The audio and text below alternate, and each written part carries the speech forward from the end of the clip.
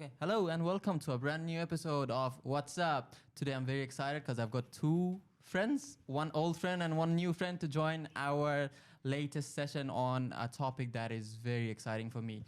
The topic is meets mental health. Can apps really make us happier? Can they? Do they even make us happy? So I've got two experts to talk more in details. The first one, my old friend Faris, who I know since university and during our time in the uni. Any topic that can be as simple as nasi lemak, this guy would talk about coding. So when the topic came out, I thought like, okay, let's call out this geek. And I'm seeing him after what, 5 odd years? Yeah. And the next guest is Mr. Irfan, who I met yesterday, and he was like podcast at first sight. So I was like, would you come to my podcast? Yeah. And now they're here, so I'll let them introduce themselves. So Faris. Yeah, my name is Faris Hassan. I'm an MMU alumni. I work as an AI and data science lead in a medical manufacturer company where we build systems for doctors, basically. Not to replace doctors, just to make them do their work faster. I've been working with a startup scene in Malaysia since graduation. And yeah, that's it. My friend's a big shot now. What about you? Hi guys, my name is Irfan. Irfan Hadi. You guys can my bad. What is wrong with me now? You guys can call me Irfan or Hadi. Right. So I've been in the game development industry for almost a decade now. I started my company way back in 2016, and it was called iFeel Studio. You guys can search it online or on YouTube. It's everywhere. So we focus on making AAA games, which is a rare scene in Malaysia back then. Nowadays, you got a few, but and we are independent, so everything is on us, and I don't know what else to say. That's okay. So I just joined MMU, I guess.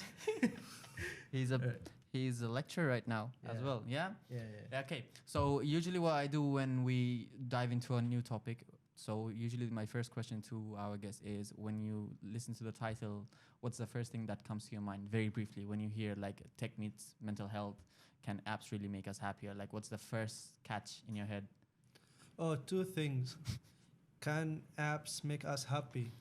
I think about Facebook and all the apps that I used to use, and definitely they don't make me happy. But Okay, I can vouch for that. I've seen him during uni days. Yeah. But I was shocked. tech meets mental health. Well, yes, today I'm familiar. I use some of the apps that are available in the market, from Malaysia or even from international apps like BetterHelp. Or this is not a sponsored segment, but just to mention these. So yeah, I can see the wave that's going to that direction, trying to help people with mental health through certain apps. Mm-hmm. Maybe tech is trying to redeem itself from the damage it did to our generation. What about you? No, I'm thinking the same thing too, but Were you as depressed as him? when I was younger, yeah. But nowadays, I use app to help my business and also my brand. So it makes me happy, but we can't deny that there is a situation people got bullied online because of these apps, and it is more easier than ever to get into depression because of the bullying and also the self-reflection, because you see people achieve many things and live a good life, and then you compare that to yourself, and that depresses you a lot. So it's a double-edged sword, I guess. You can also see the success, and then it brings you more will to make it better for your life. So you work harder, you work smarter, and then you use the apps to gain benefits from it. Like, for example, TikTok right now. We're live on TikTok right now. Did you know a ton of people are making millions right now on TikTok? So happy. But yeah, so that's one example. I'm lost in my word right now. But yeah, I'm just gonna stop there. Okay, but when I first heard of the topic, the first app that came into my mind were the dating apps. What didn't I say about that? So yeah, it has. You have good days. You have plenty of bad days. Faris, experience? Oh my god. Not with dating apps, definitely. Not even with chatting apps. But in general, I think where tech used to be in the middle of the 2010s and where tech is now, that's where I think we are starting to make a pivot. Apps used to be built. There is no example of good apps, bad apps. So they were built for their business objectives. And just like that, you like certain videos, they keep giving you the same videos, even if they are not suitable for your age or, it doesn't matter.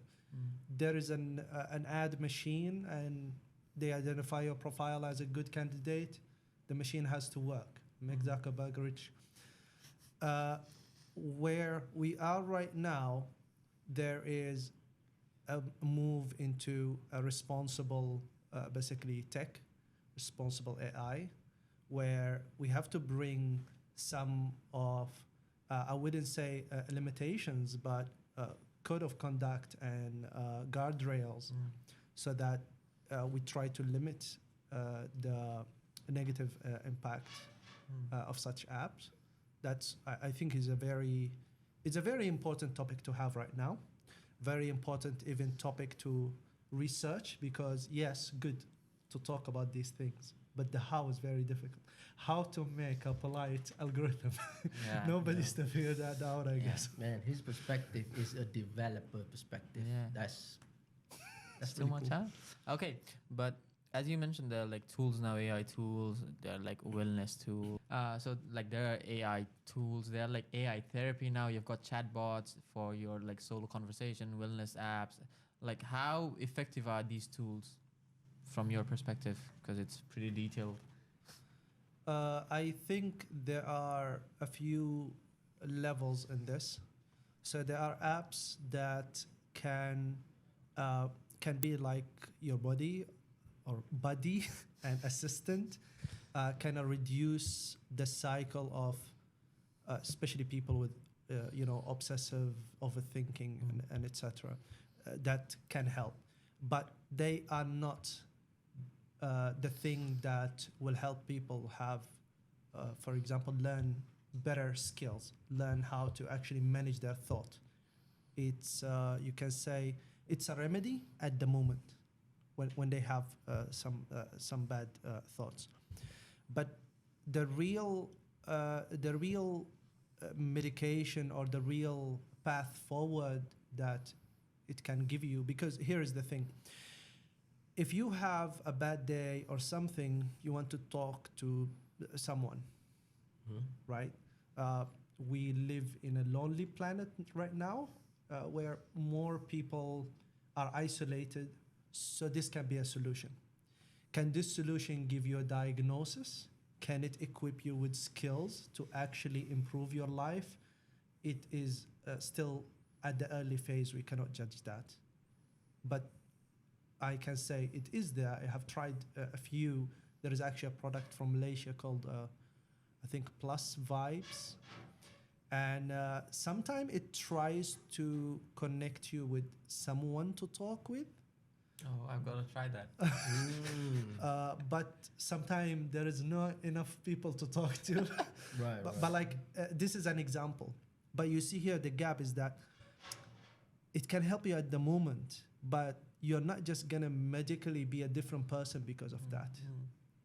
And the remedy or the diagnosis or these things, it needs to be, or there is a governance and regulation for how that can be. You know what I can suggest?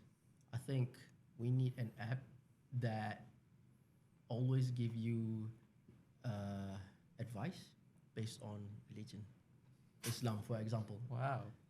Because we don't usually see these kind of apps. There are people making it out there, but it's not available here in Malaysia yet. Imagine because okay, I'm talking in the perspective of a Muslim, but also non-Muslim can also have this.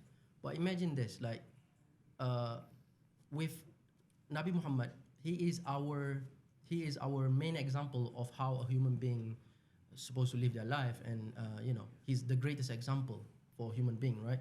So whatever we do, not sometime, almost all the time, we need an example of how we should handle this, how we should handle that.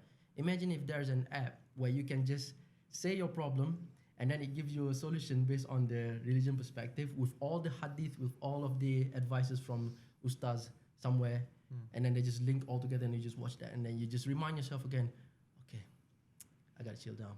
This is not too hard. I can face this. He has faced this, so can I. Imagine that, right? Oh, That'll I've be- never thought about that. Yeah.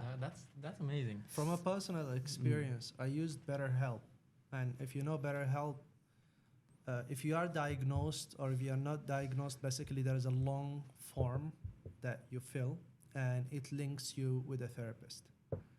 And I did that for some time. Wasn't cheap. The whole therapy thing is not cheap. But after doing that, yes, I was like, okay, I think my life is improving. But I wasn't feeling like it is good enough. But somehow some friends linked me with some people, some yayasan here that have lessons and stuff. And I really found that spirituality helped me a lot. And this especially this intersection of spirituality and mental health really because it changed your perspective. Yes, exactly. And I don't know if that can be an app in its own, Inshallah. but it is one thing. I think a lot, even when you go to a doctor or something, one of the things they ask you about is like spirituality, because it plays a role in mental health. Yep. How spiritual a person is, and if they need to get to these things. Yeah. And one of the things that's supposedly spiritual is they ask you to travel. Yeah. A very expensive therapy, I would say. It could be Oh, beneficial. and with our passports, very difficult to travel as well. Yeah, true. Yeah. Not true, not for you, bro. No, still. Yeah, but okay, I was teaching a few students for their English, and they were having a presentation, so they had written. So the questions sort of came out like, what are the pros and cons of gaming? Okay, so when I read the answers, I was, from my perspective, I said it's all cons, because I'm not into gaming that much, guys. I was more into sports. I was like, it's gonna be so much of cons, and then I was like, oh, so many positive things this guy listed down, like there's cognitive reflexes, and then the team like team build up and teamwork, and so many other things. Yeah, like hand-eye coordination, blah blah blah blah blah. And some even say that some people say it isolates you. If you're a gamer, it isolates you. Some people say it cures anxiety and depression. So I don't know which way, because I have no experience. So, Mr. Game Developer, what's your take? Man, it really depends on you, like whether you going to abuse it or not. Some people use it to just get out of reality, so it release their stress. Some people use it for fun and then they forget their responsibility. So it's really depend on the player themselves. Yeah. The game is not to blame. Don't blame the product. Blame the player. That's true. So, By the way, as a gamer, I would say yes, gaming really help, especially like a controlled gaming. It helped even as a reward. You remember when they tell you like, oh, you want to study, it's very hard, it's very boring, you don't want to study, or do the Pomodoro thing. Before the Pomodoro thing, I didn't know about it back then when I was a student. What I was doing is a game break. 30 minutes, I will look at the game and maybe I will do 40 minutes of studying. But regardless, it's a reward mechanism that really motivates me to like keep crunching on the slides and the things I need to study. It's the same thing with video too. Like I do this a lot right now, because like the work that I'm doing is requires a lot of mental strength and focus. And after a while, you just can't brain no more. You can't even read. You're reading that like 6 times, it doesn't mean anything. So you have to take a break, either play games or watch video. Yeah, it's the same thing. Guys, I am learning so much in today's episode. Like, these are all new things to me. Like, I know no ABCD of it. But when you talk about these tools, AI tools or gaming tools that like are designed to help people relax and release their stress or their mental health, what are the measures? Like, how do you measure like these apps are really working?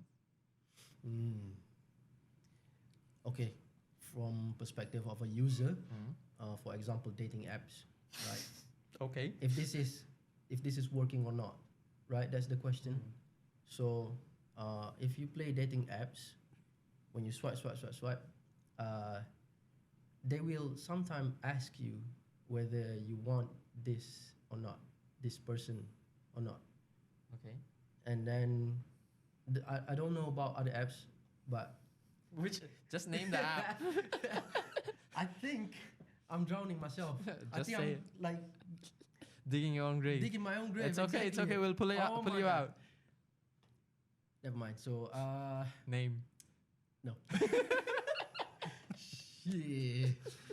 I'm just putting an example. So they will ask you feedbacks sometimes they in this do. app. Yeah, They will yeah, ask you yeah, feedback. yeah. Even on Facebook, on Instagram, you see it all the time. Even on YouTube, someone you scroll, or on TikTok as well. You scroll.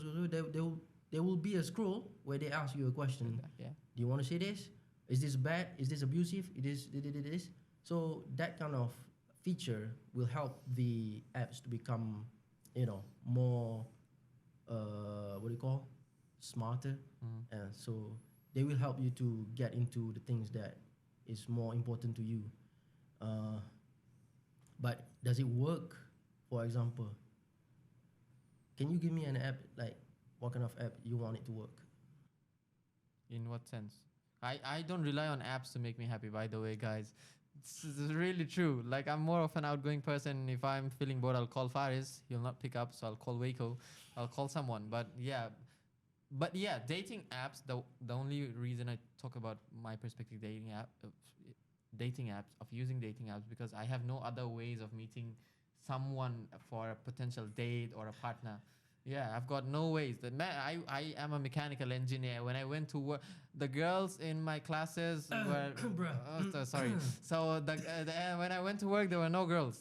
Okay, and now when I'm trying to shift to a new workspace, everyone's married, so I've got no way of meeting anyone. So that's the only reason I go in dating apps. So yeah, but then I feel like whenever there's a human connection, like in dating apps, when you finally meet someone, you can make a judgment like, oh, this person, it's nice to hang out with. This person I can look to go forward into something, or this person I do not want to indulge in anything. Yeah. But over text, if you keep on rambling over text, sometimes it goes nowhere. It's just a pure waste of time. Yeah. So that's my example of my history of dating apps. Right. Yeah. And you feel like it's not working. It's not really working, because no one. First of all, guys want the same thing, and girls never tell you what they want. Yeah, this guy's giving a plain look because he doesn't understand anything, and I know he's a good guys. Hey, But I'm also a good guy. of course, yeah. So that's one thing, but yeah. But like as a developer, let's say, not moving on forward to like mental health issue, like if you develop an app or a tool, how do you know it's working? That's basically the question. Do you want to answer in the perspective of a business or developer? Well, There's two. as a answers. developer, we want to use cool tech and ship stuff before deadline and get bonus at the end of the year.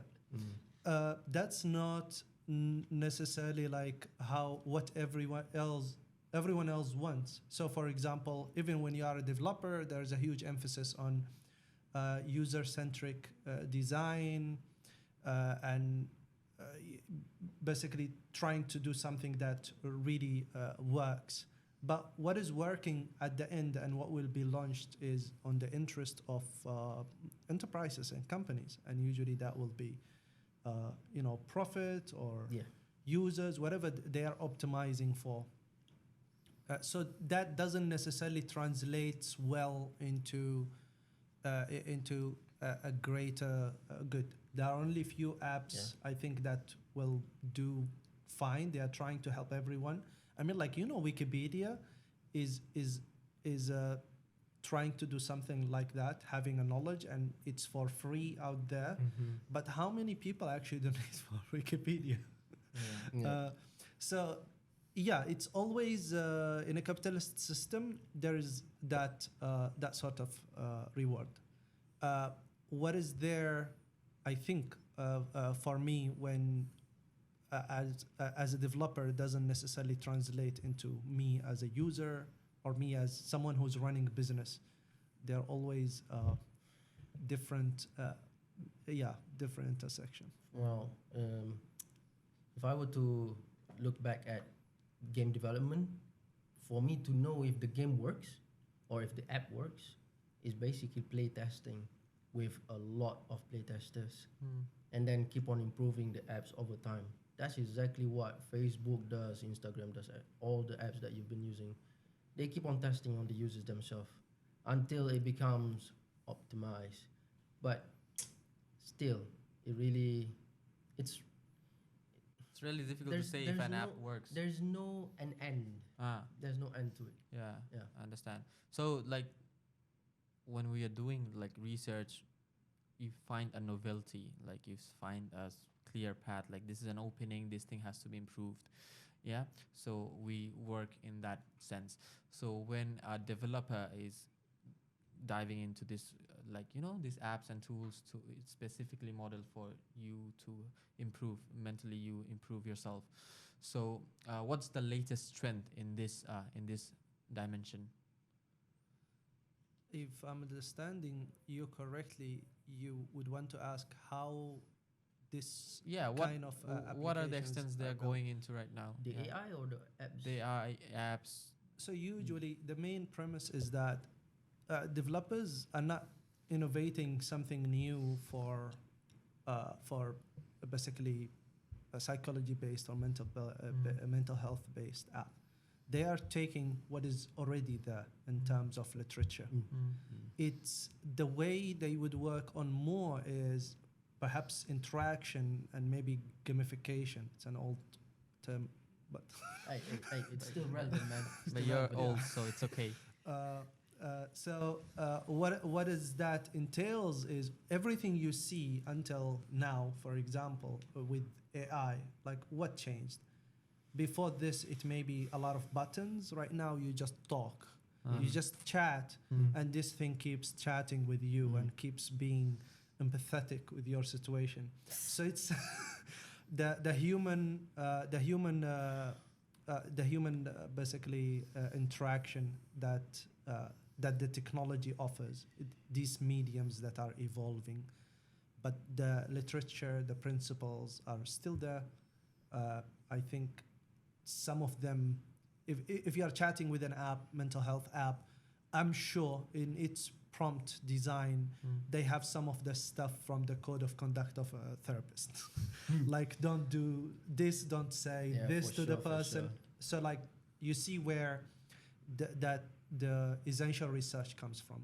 That literature is still there. Tech is just trying to improve and evolve the mediums of delivering this. Man, you put it perfectly. That's exactly what it is. He just doesn't want to answer. That's why No, he. no. There's nothing to add. His answer is perfect. Exactly what it is. What you're saying earlier, it's a lonely world. Yeah. Now and what it is for many people. It is man. for many people. Yeah. Maybe not for you, not for me, but there are a lot of people. I would have said it's not a lonely world, but then I know people who has hard time, probably introvert, hard time finding friends and everything. So with all these existing mediums, you can try all these tools and apps and try to meet people from even Instagram. You're trying to meet people from there.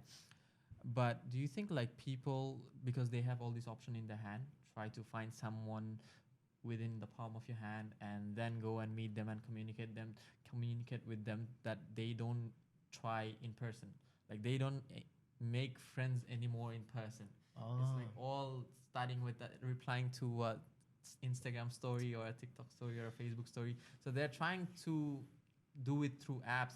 And that's why you see a lot of people now, they can't have a easy human interaction. They can't just go up to someone and not talk to someone. Yeah, it's become very difficult. So do you think like with the rise of all these AI and everything, it's very difficult for people to learn the human interaction? Oh man. Uh, Great question, right? Potentially. It makes you think, right? Yeah. Yeah. It's just that, wow. You see, by research, our ability to make friends reduces as we age. Yeah. So that's basically statistics says that, and for me, my life experience says the same thing. That yeah, in the last 5 years, how many friends I made compared to the 3 years in university before that, I can't compare. Yeah, Yeah, same, bro, same. So the tools that comes right now, I think it doesn't necessarily give people all what they want. You want to build friendships. Friendship usually built around interests and similar things. And even though maybe in the tech world we kind of like have a few meetups and these things where you can meet people who are interested in different tech. And I think that you don't have such things on everything in life. So if you look in the movies, you see this about support group, and people will meet. We don't have the equivalent of that. Wait, what do you mean support group? Yeah, So- you see in this US movie that you just go and sit, no one judges you, and they just like say positive things. That's about it, right? That's a version of it where, I'm for really example, not getting it. new daddy's support group. Ah. It will be only people who Yeah. just newly became a father. for Yeah, example. so they'll support it. Okay. It's, So it's meant to create that sense of connection with other Yeah. people going through similar life similar, yeah. experiences. Fatherhood. Yeah. Okay. What I mean is that these apps don't give you this yet. These things are still can be found somehow in the real world if you look at meetup.com. What? Meetup.com. It's there? Yes, meetup.com. I'm Okay. finding out new apps, guys. Yeah, man. I don't know I never where knew were about you this. guys. So through meetup.com, It still I exists. learned about PyCon. I think PyCon was What's PyCon? I have no idea. it's Python developer Oh, Python. convention. Oh, okay. Python. There is something called DevCon, which was in Cyberjaya. That was early 2017 to 2019. I used to come to Cyberjaya, not to the university, but to that in Magic. Don't tell me you don't know Magic. No, I don't. we don't. Okay, wow. Are we Guys. different generation now? We are not different generation. We did not cross We are not. paths. But you see, yeah, that's the crowd I hang around. Right. They are geeks. Magic is Malaysian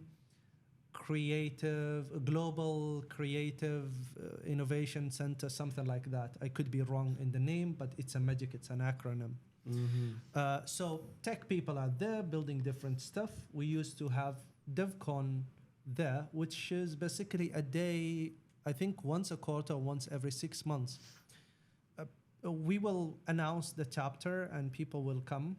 And when I say people, literally people from work, students, Yeah. whatsoever, and we will have sessions, some for developing this or some for developing that. And you would see that sort of community. It's a lot common in the tech culture. Yeah. Though in Malaysia, I think after Corona, everything is just went different. This is why I say It's much more it's a difficult. lonely world. Most probably, it's like, for me, it's like 2019 was the last nice year where you meet people and you see a lot of things. Dude. And these tech meetups and stuff were Because the kind of last time I vibrant. met him was in 2019. So I'm meeting him after like 6 years now. Yeah. That is so real, man. That's exactly what I think Yeah. we're all going through. Like after COVID, everything changed. Yeah. See, So now, it's much harder to meet what people. tech give you these alternatives? I think even if they are giving you Facebook. alternatives, like Facebook, do you still do Facebook? Yeah, dude, Facebook I don't still do works. Facebook. We don't do meetup.com. Yeah, I mean, Facebook still works. Yeah, like People- we sell people- stuff like my things like table stuff you sell on Facebook now. sell That's that. about it. And a lot of Oh. group meetup, for example, the DEFCON, like before 2019, we do a lot of that. Like there's a group called IGDF. IGDF is Is IGDF what I think it is? no, Okay. it's not that. What the heck, man? Not the acronym fits, right? IGDF. Okay, Guys, Oh should no, I tell the guy IDGF. to Sorry, cut? it's a bit twisted. Bro. IDGF. Sorry. I am not gonna kill myself right now. Okay. So I was talking. So where was I? Okay, IGDF. This Facebook page. Basically, the followers from that page are game developers, teachers, and government people, and also public gamers as well. So they post a post on that group page, and people know about that post, and that post is about meetup. And every month there will be about 2 meetup before 2019, before COVID hits. Nowadays, there's like once a year for the meetup to happen, but it all goes back to Facebook. Like Facebook still works. Like people post a post, and people actually follow the activities that was posted, and yeah, so it still works. But but just to anchor to the point is that it still doesn't bring us closer to human interaction. To me, it Yeah. does. To- If to- you go to to the these- event, it does. Yeah, once a year. Mm. You see, like It's hard. that's maybe also it's a generational thing. This is one of the things that I see is that maybe the older generation appreciates these things, the newer generation finds it very convenient to just talk through chatting or through these apps, and that's it. They're not really bothered about meeting people or something like that. But tech world they do, but it's just Yeah, in the tech world, it's still very important because it's not just a place you meet people. The networking happens through the event, but like there are other things that are going on. It could be companies sharing about new tech or products or something. So like still nerdy, but still Very. give you that social segment, right?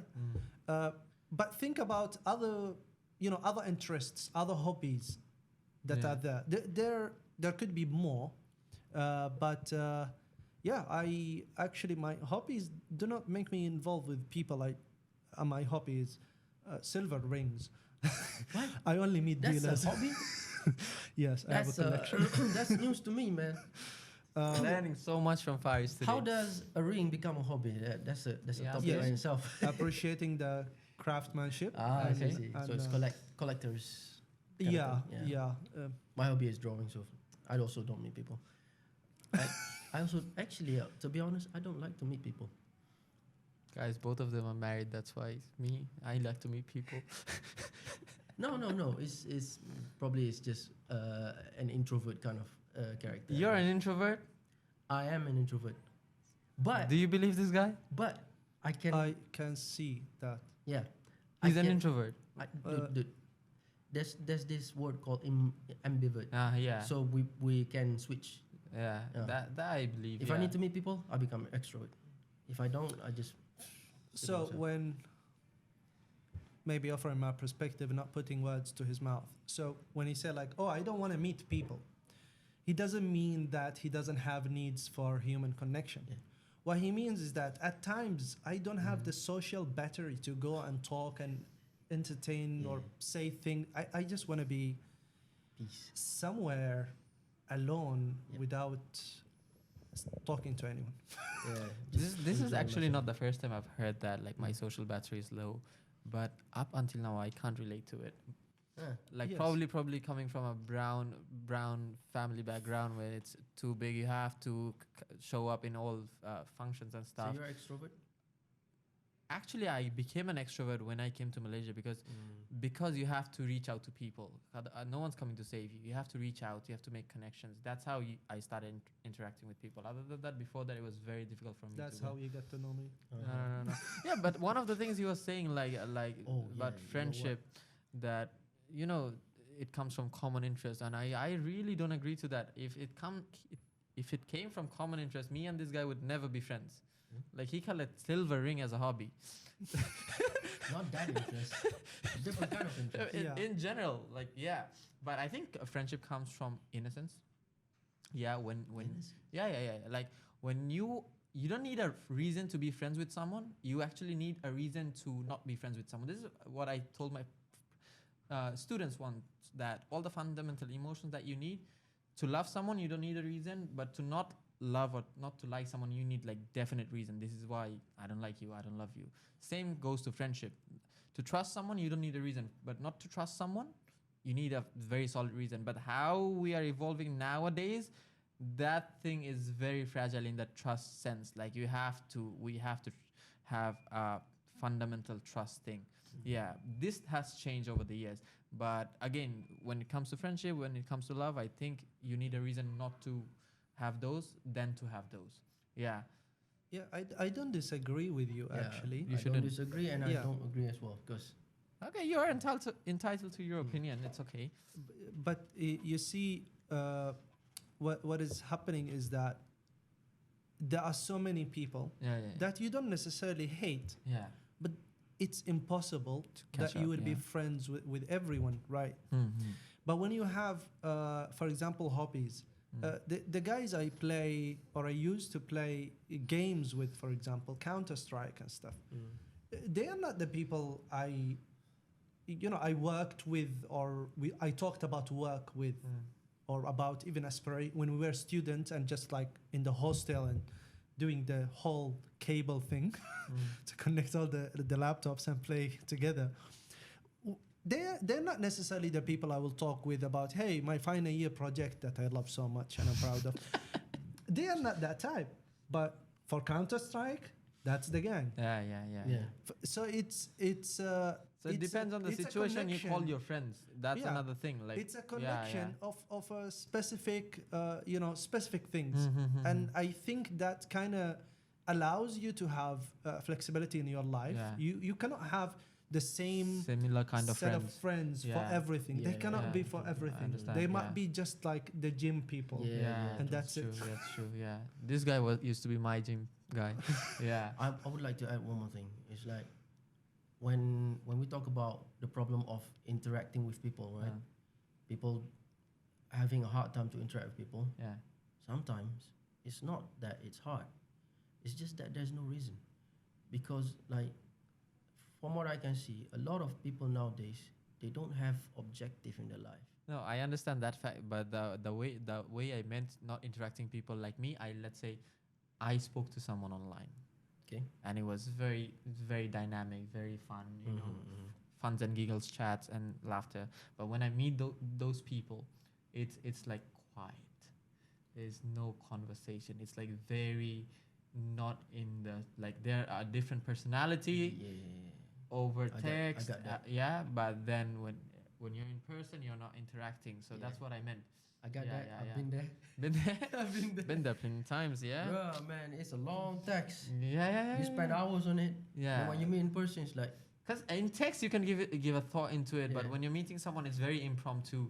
Like whatever comes in your but mind. that is depend on the characteristic. Yeah, it does. Yeah, But so- I feel like more people are now unable to like mingle around. So it goes with characteristic as well. So it's not just a reason why. There's also characteristic as well. Yeah. But then we are diving out of the topic, guys. Yeah. Let's get back into the topic. I was about to tether it back. Yeah. Like, then what does tech do? You- And How- one how thing can it is change? that for some instinct we can say it's actually gonna make this issue severe because people are more glued to their phones, to Yeah. these apps, and they want to Yeah. just talk with it. They will develop these skills with texting that they are not able to verbally actually express it. That's one problem. And that's like, okay, if the person is a remote worker, that's a nice co-worker. But if that person is someone you see and he is not able to tell you anything, but when he texts you, he's able to give you a whole literature, that mismatch maybe even like makes you unhappy about the place you are in or the group you are in, because there is there is that gap. And technology has an opportunity to I say opportunity with positive word, but it has an opportunity to actually make this even stronger, especially with people who have these characteristics, that they will get influenced more and entrenched more to these behaviors of just texting but not able to eloquently express. Okay, now let's dive into something dark. It's a bit hard, man. Yeah. Yeah. So one of the main contents now is pornography, child pornography, and then AI is there now, positively and negatively detecting those. But you can still like, even if you, I'm not naming social media, if you go into the biggest of social medias, you can see the dark side is there. Yeah, man. How he knows how well. I know many things, man. Yeah, I know. So like, how well good of a job AI or tech are doing in preventing all these. Oh man, there's no regulation for it. There are in some of the platforms, aren't there? Well, they Yeah, do but stop. most of the things happens in the dark net. Yeah. The darknet, yeah, that happens. But I'm talking about also the available big platforms that are. Have you accessible tried to- Runway or any prompts that could generate image or video before? Nope, No, never. I have tried some. I have tried too. So it's like I tried. Oh, So I tried something bad too. So it doesn't work. Like they do try to avoid that from happening. yeah, not in But- the early days, but now they have guardrails. Yes. So now they do have some barrier there, but people will always still find a way. But then there's like all these big, let's say TikTok, for example, because I know about it. They have like content moderation or like verification. People, they have employees who are looking into all of these videos and reels before they go public. But what you're saying is many other platforms, they don't have this regulation. No, as a general, there's no regulation yet. So would you think are there any tools that is working towards it? I don't think so, dude. Towards limiting, Limiting these this, things. yeah. I don't know. It's, you see, the thing is, where does these things happen is one thing. The development of tools that are able to catch any material or content that is illegal, for example, is not, I would say it's not at least very tough for certain categories. If you're talking about porn, drugs, for example, like, okay, that's very clear, and Yeah. it's very easy to develop something for that. Yep. But where do you apply that? How you would make it a rule, for example? How would that rule be implemented in cross jurisdiction? Yeah. For example, websites that, websites, they're not really limited for every country. True. And it becomes tricky. We cannot expect something to just be like, this is the world law. There's Yeah. United Nations, but like there is a limit between what can be a law or what can be, for example, right now, for example, we have GDPR. GDPR is a law that is enforced in Europe. It's meant to protect basically personal information. So, okay, it is that. Some websites say down there, they will say, hey, we are GDPR compliant. But can you actually, let's say, Investigate. yeah, or enforce it across regions? Or if your citizens from this place where this is a law access a website that comes from a different place. So things become very difficult. But perhaps I think what you want to look at is how things are, or how tech plays role not just in preventing this, but in making it worse. I think what everything that gets tech in it gains a huge capacity to be democratized super fast. So right now, for example, with certain apps, you just take the app and like, I don't know, these not Just abuse stories, it. what they call them, reels, or Yeah. there is no limit of reels, bro. Yeah. You Just can abuse scroll it. forever. Yeah. Okay, you get the same machine, you put it in a porn website. You can scroll forever. Yeah, true. So You would basically, the answer is there's no solution yet. Yeah. As a global solution, there's no. Well, like, just look at the website, right? You just have to turn on VPN, and then you're in the porn world. No problem. It's true. Yeah. So if people can't avoid that now, phew, don't talk about AI. It's gonna be even harder. Yeah. Yeah. So when it comes to, like, as I said, I'm not into gaming. Yeah. But my friends still are. So I think during COVID and a little after that, they were into Mobile Legends and all these games, Clash of Clans. Unless this is just a funny thought that come to my mind. Unless every single time you open up a porn website using VPN, the camera turns on, it's recorded, you are recorded, and then Yeah. people know about you. That's one way that people will definitely be afraid to open porn. That's Yeah. basically destroying the VPN. Basically, people will be afraid. Un-VPN. So I guess another solution is, okay, this is counter, could be countered, but I'm just gonna say it. Like, if you have iman, if you MashaAllah. have iman, you will not do it. This brings us back to the app he suggested, that an app that is based on your religious views. Yeah. Yeah. Wow. So if you are a strong person who is strong enough, believe that Allah is always looking at you, Yeah. you won't do that. And the other thing, and one more thing is your discipline lah. Basically, Yeah. if you are disciplined, a man who is disciplined or woman, they don't do that. Okay. That's it. So another thing, I was talking about games. So what happens? Like, I've seen some stories where people are playing games and they have these group games, right? Like Mobile Legends or some other games, that they meet people, they fall in love. That's one thing. That's a very small That portion happens a lot. portion of people. Does it? Yeah. Another thing that happens is a lot of fight. Yeah, and then there's a lot of cases of bullying. The thing you just That's said, happening a the thing you just said, that the camera turns on and stuff. Yeah. I'm coming back to that, but like recently I stumbled on a video where a very young toddler, he was playing Free Fire or something, and somehow the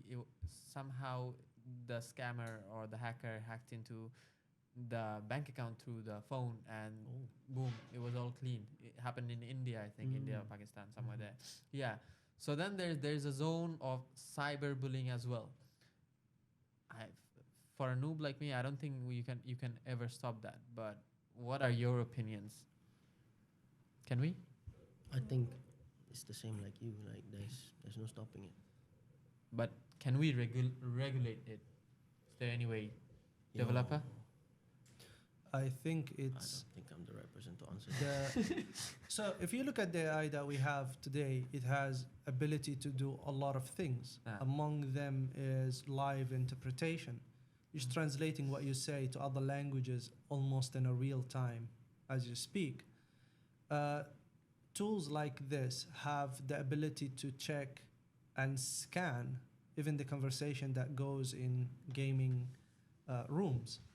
And that can enable, for example, features where you want to block certain words or detect if, for example, detect if certain rooms are breaking the rule.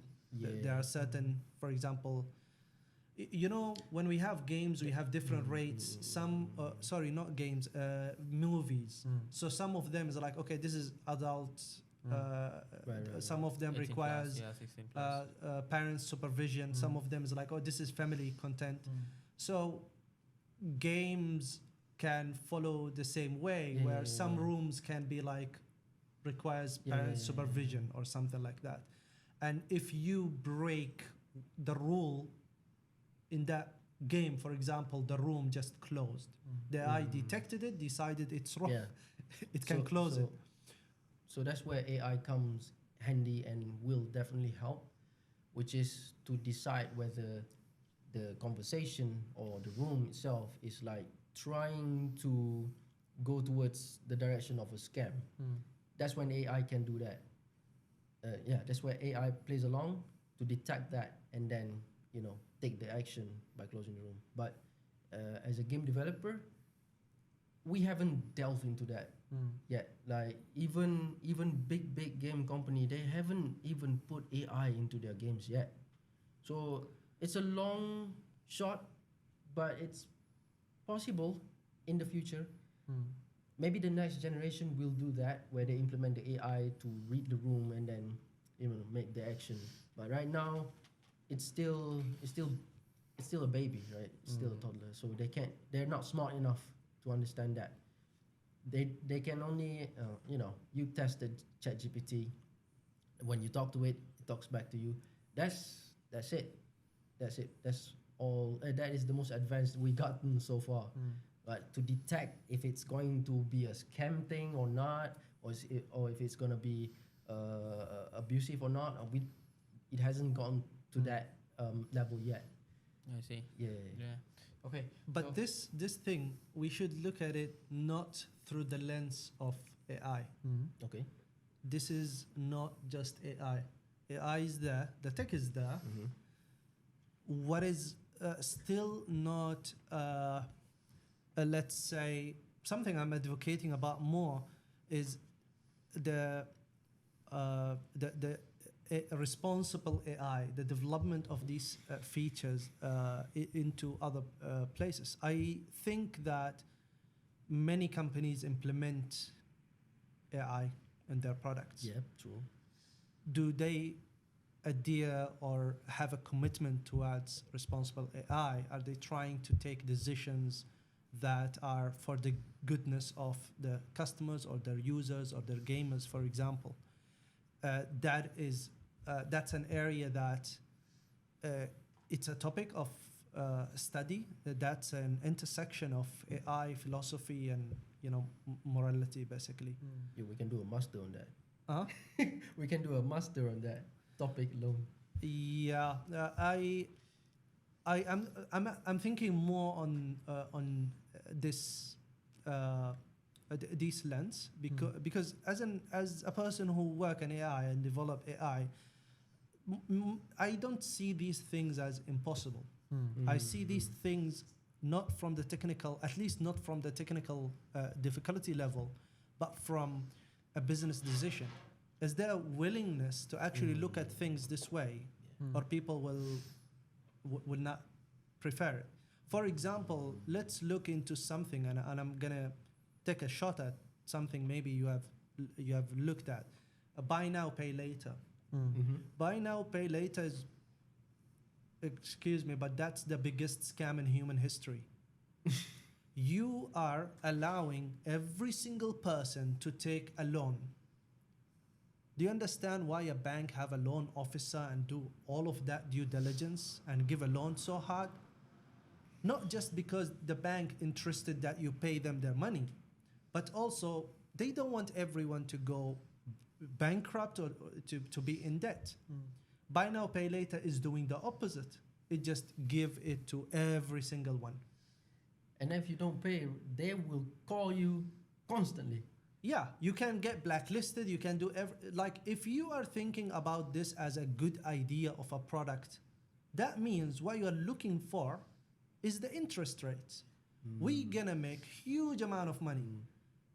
Why? Because, well, come on, you give to everyone loan. Definitely people will default, will be late in their payment. But if you look at it through the lens that we are being risky, we are giving to too much people, very little due diligence, then maybe you will not even build this product. But you see what happened. Investors invested, products built. I was part of this. I'm not saying just something is wrong. I built I built the algorithm that Yeah. decides if how much a person should get. True, man. But when you look at it from that, it's a business willingness to actually decide if something is good for their user or not. Yeah. Right now, still the compass is pure business interest. Yep. Mm. Pure business interest. Because Wow. the money is not us. It's not ours. So we have a boss who tell us what to do. Yeah, that's true. Sometimes we just can't control what we built. That's true. Yeah. But I was talking to Faris a while before you arrived. Yeah. We were talking, and he told me that he wants to do a master's, and now he's a big shot. Like he's this tech lead. He's this AI data scientist. This guy. Yeah, this Yeah. guy, and you don't know who Faris is. I have no idea. So, and I asked him like, Simple, although yeah. we promote education through this podcast somehow, but I asked him like, why would you want to do masters? I surely invited him for this podcast because his expertise in this, yeah. But he clearly after his degree he didn't do masters, and I know that. So, but his answer was very fascinating to me. Yeah, Faris, repeat. Why did you have a thought of doing a masters? So the thought is that it's the backup plan. When I don't want to work anymore, I will go to teach. Hmm. Is it age related too? Age related. Yeah. I don't know about that. I think it's a lot more fascination about the message of teaching. Oh, I see. Okay. Yeah. Alright, fine. My father is a lecturer. When I was in MMU, I started a YouTube channel where I teach people some AI stuff. Please don't take that online. Find it, guys. It's old and cringe. But yeah, so I'm fascinated about teaching basically. And I thought that, okay, if I'm going through that direction, perhaps pursuing my studies will be a good thing. It doesn't have necessarily contributing to my current situation, but it helps when it's time that I want to give back to the society. Right. So it's your backup plan.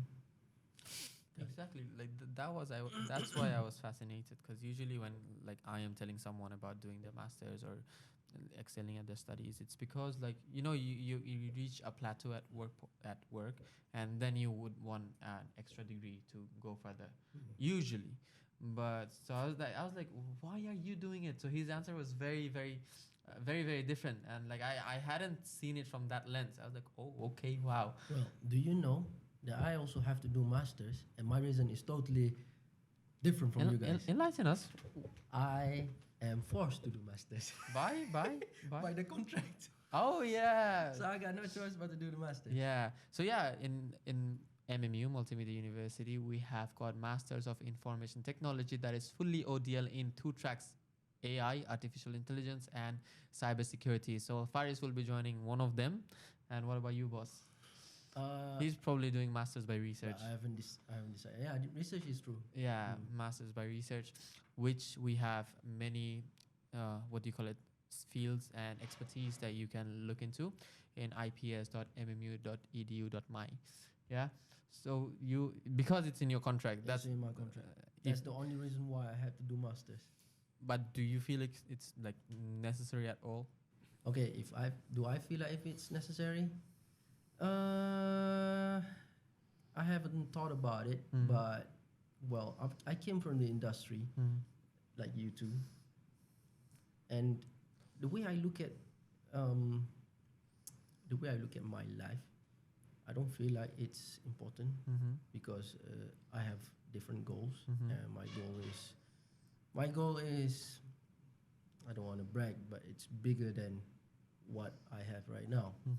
So Isn't it everyone's goal? yeah, true, but not everyone has the precise vision of what you want to be. True. Yeah. So I do, and I know what I want to be. So I don't know if my masters will help at all to get to that position. So Yet you're doing it. I had to do it. Yeah, I'm pretty sure. One of my friends told me recently that like an investment in education is never a loss. So I'm pretty sure it's gonna be fruitful. So I have to fix my mindset. Yeah. So I just have to put it as like this is an investment. It is. Yeah. So it makes me happier to do masters. Yeah. Investment. Yes.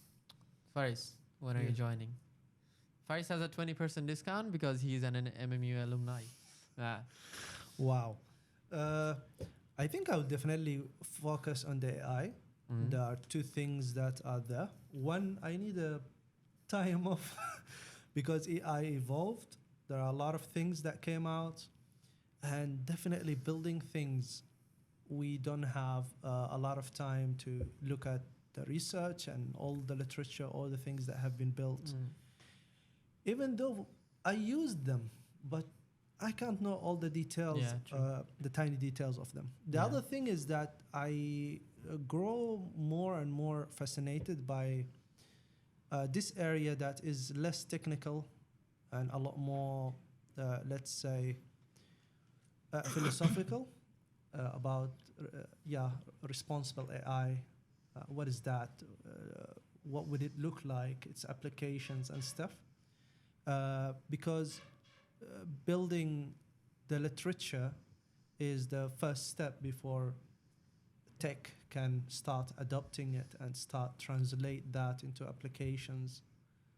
And it's, I believe, a track of research that should start and pick up now that AI becomes pervasive and it's everywhere. I think it will.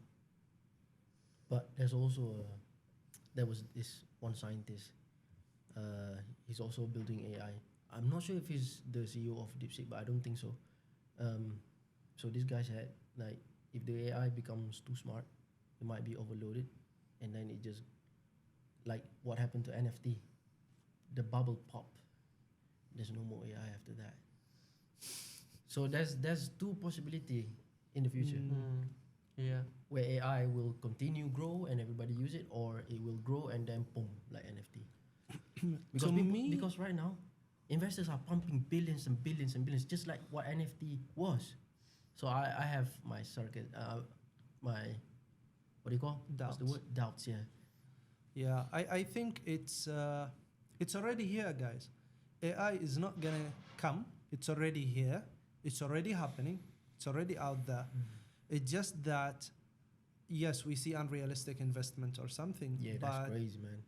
and most of it also people having, let's say, very adventurous dreams of what to expect. But let me just tell you about the reality. Our businesses and right now still will benefit a lot. If we just forget and there's nothing new will come from AI, no new application, we just can fix what we have right now. Business, operation, accounting, legal teams, all of these things, just give them the tech that we have right now to make things better. That will generate huge amount of basically efficiency and benefit for companies, for the economy. And for me, that alone is already good. When ChatGPT came, Yep. I started already building using that technology at a time where people do not have names to these things. LLMs is not even used that widely. And so I built a product called Bexus. You can check it out at Bexus, heybexus.com. And what I was focusing more is that, yes, the business side, it's an AI workforce assistant. But what I built, and right now, the technology and the tools that comes up, it looks like you can't keep up with this competition. It's just too much. Yeah. But when you think of it, there's still a gap. Most businesses don't know how to adopt AI. There are a lot of problems and efficiencies that can be added to the way we do things across industries. So for me is that AI is not going anywhere. It is here. It's with us in the room. In everyone's phone. Yeah. Plus that meme. I think you remember that meme. It's with us in the room. So it's already there. It's just that, are we going to do the ridiculous things that they tell us going to happen? I don't know what are those. I'm hoping for the better. Same. But for me as a developer, I already know that there is already a huge opportunity with the tech that we currently have and the status quo of businesses and corporations, it will benefit a lot. Yeah, and at the same time, though, it even though it benefits the business, a lot of people are gonna lose job. I know you were gonna go there. Yeah, man, we gotta address that too, because Yeah. for example, in the game industry right now, with what AI can do, what is that sound? Upstairs. Okay, with what AI can do in the game industry, right? We can already scratch concept art, concept artist employee, scratch them. They are out. Programmers, once were very important people to write the code, the heart of the game, scratch that too, because now you have prefab, now you have like everything that AI can generate, the codes that the AI generates. So regarding this, we had an episode where we were talking about is AI going to take your job, which is coming airs February 21st. Okay, so there we've had one copywriter and another scholar who's working in digital marketing. So their perspective was quite different. Although they think like you have to keep up, especially in the creative zone, you have to keep up. Otherwise, of course, you're replaceable. But according to them, it's not going to replace them. If they stay ahead of their work, So since the guest Anusha, she is a copywriter, she thinks that she can bring in the more human touch than AI ever can in copywriting itself. But what you're saying is more into designing, is it? No, what I meant was like whatever AI can do, and then whatever is needed in the company, they can do the same thing that AI can. Yes. Regardless of the same level or not, they will be scratched out, because what we are going to need in the future are not the artists, are not the programmer. We are going to need the designer who can use the AI. Yeah, this is to combine this the is what art and the programming. Yeah, this is what she also mentioned. Like, so we need to become a designer. yeah, she called it prompt engineering. Yes, Yeah. exactly. So you know the job, and you also know how to squeeze the job out of AI. Yep. It's not like anyone can be a prompt engineer. If you're a designer, you can, with the help of AI, using a tool, you can do it better. Okay. Am I wrong? No, you're not. But when we talk about software or software engineering, AI can replace that. But if we talk about manufacturing, like physical robots and all that, yeah, it's a bit harder to replace that. Right? Why would it not? Wow. So you can replace that now? This guy know I his job is think intact. So he's in general. That's what I'm saying. Yeah, but so my perspective on this, at the end of 2022, I was working on a prototype where you can convert text to SQL, basically. And if you've done that, what you will do is that you kind of like can build a data analyst out of ChatGPT. Will that mean like, okay, well, the data analyst is in danger? Yes, it will take some years to go to that direction. But let's look at it holistically. Technology and evolution didn't happen one time in human history. This thing happened multiple times. There were times where there were no cars. There were horses and donkeys. But now we have cars, and you want taxi driver and truck driver. So there is a substitution in the process. In the same thing, I don't believe that these mental health apps are gonna replace the therapist. Like, no, it's not gonna replace the therapist. You must go to for a therapist. I mean, in a third world company, you don't even have access to that. Right? Yeah. Yeah. So like it's accelerating our life. It adds huge bonus of convenience, but it doesn't necessarily just like scratch things 100%. even with this software engineering thing, yes, AI can help you. If you have an idea, AI can help you. Like within 2 days, you will start having a small version of the app that you want. yeah. For example, you can get it running. Yes. You see what is happening here is that it moved you from just an idea into something. Very fast too. But that is not what you make $1 million and build an enterprise from. True. You will go and need, actual people, professionals, developers, software engineers, architects, Investors. etc. So at the end, yes, our life are affected, but not in the negative way that we are completely replaced by this AI. There is substitution. There is a global basic income. Tax. If you are using an AI to do the work, the AI must pay tax. Otherwise, how the government will make money and build schools? Yeah, true. Okay, so we are almost at the end. So I think we have moved a whole way from the topic, but we have reached to another topic, but that's fine. That's fine, as long as we know in depth. But again, coming back to the topic, tech means mental health. Can apps really make us happy? Brief conclusion.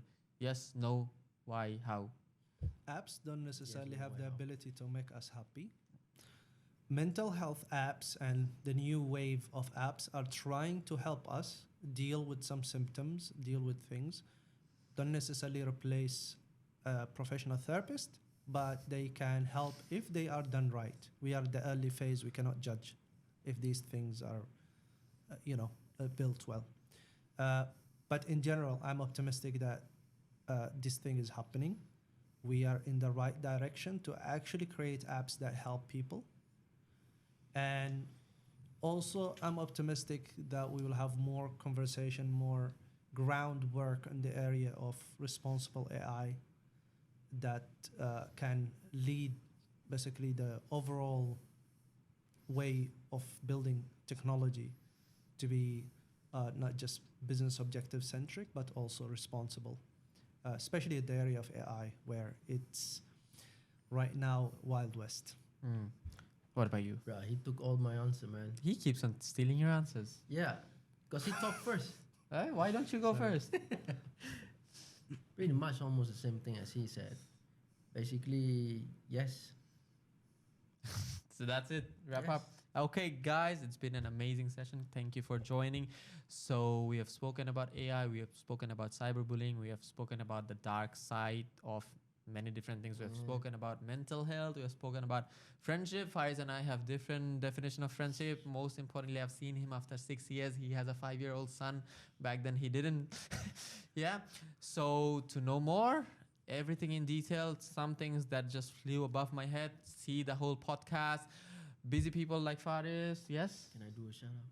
Yeah, let me finish it up first. So for busy working personal and big shots like Faris, we have created our fully ODL program, Masters of Information Technology in AI and in Cybersecurity, Masters of Computer Science in Software Engineering. And Irfan wants to say something. Yeah, guys. Thanks for watching. Number one, do check us out at iFeel Studio and follow this page. You want? No, I have no shout out. My product didn't pick up because of AI. We are everywhere. We are on Google, on YouTube, on Steam, on Epic Game Store. Yeah, go check it out. Go check them out. and Project check. K1 and Andorra. Yeah, check them out and check MMU out because Yeah. there's you and MMU. So stay healthy, stay well, do good, drink a lot of water, and see you guys in the next episode of What's Up. Hello guys, I'm Fami and this is my friend. Hello, I'm MMU EB. Hello EB. Hi. So we understand in Multimedia University that life has given you a lot of constraints, but we don't want you to limit yourself. That's why in Multimedia University we have catered courses that are fully conventional as well as fully ODL. So for conventional subjects we have MBA, Master of Creative Multimedia, Master of Telecommunication, and Master of Engineering Business Management. What do we have for ODL, EB? For ODL, we have Executive MBA, we have Master of Information Technology in AI and Cybersecurity, and we have Master of Computer Science in Software Engineering. Yes, that's correct. So for our research-based postgraduate programs, our applications are open throughout the year. For coursework-based programs, our applications are open thrice a year. It's in March, in July, and in October. So don't wait and make your application online right now. We want to see you in MMU because there's you in MMU.